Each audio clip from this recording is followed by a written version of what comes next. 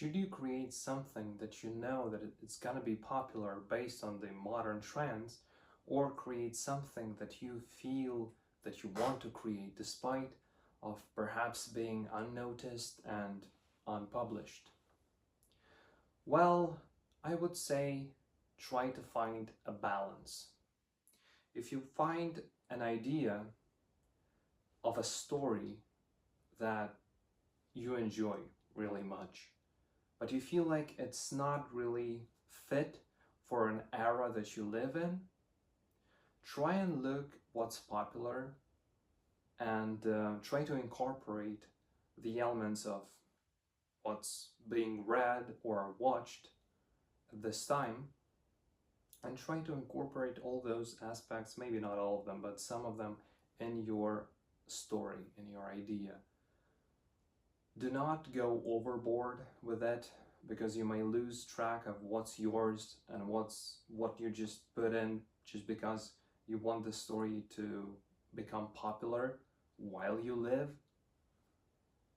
So balance is really important in that regard, and in all regards, I think. But the core of the story should always remain your own.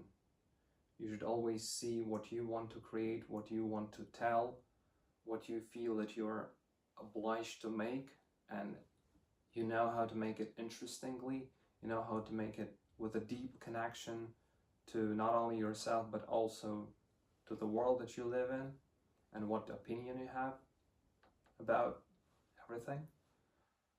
But then again, adding, for example, take my story, The Chess Mystery, and especially the manga adaptation by Mark Ragnas, who is adapting my books into manga. He made a chapter that was not originally in the book, in the Chess Mystery Heritage, which is the first volume of the trilogy.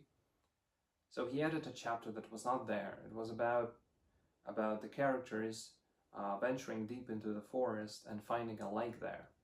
And basically in the lake they swim, because they're obviously dirty from all the adventures they undertook and all that, right?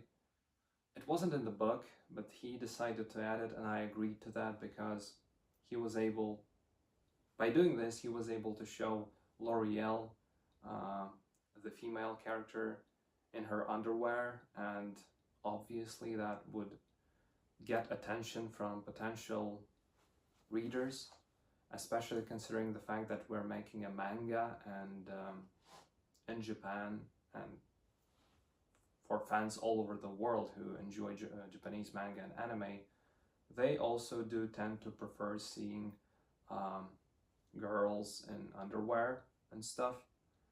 And yeah, we decided to add it just because, well, perhaps it will arouse some interest, because otherwise without this episode, you know, some people say an anime is not complete without an episode on a beach, right? And almost every anime you can find, there's an episode on a beach where they show girls in underwear. Well, we added the same thing. Hopefully it will work for us. So if it's something like that, don't be afraid to add it, especially if you're not opposed to that kind of thing.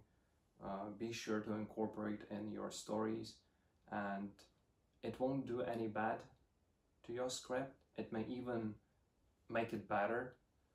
I think it made the manga better. It now feels more like a classical manga thing, you know. So yeah, I'm glad about the change, and be sure to evaluate the changes and to know really what you want to add, what you don't want to add. Make a decision on your own, but I hope this video helps you out in some way, shape, or form.